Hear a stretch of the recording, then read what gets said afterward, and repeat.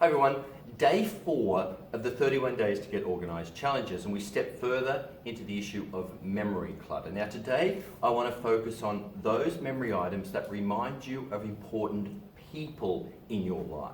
Now they may be photos or heirlooms or other things that you've collected that all bring back a good memory but are just becoming overwhelming. So you need to separate the ones that are most important from those that are of lesser importance. Those that are super important, put to one side for a moment, and for the rest, the method of whittling them down is pretty straightforward.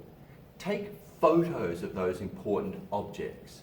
For photos, digitize them and put them into memory books, and other items that really have strong personal memories of people who are important. You might consider passing those items on to other family members who will really treasure them as well. This is not about letting go of things, but making sure the important memory items have a place of honour and respect in your home or in someone else's home and are treated in that way. So, separate the good from the great. We'll be dealing with the great next time round. For the moment, have a look at where they're going to go. Keep it up.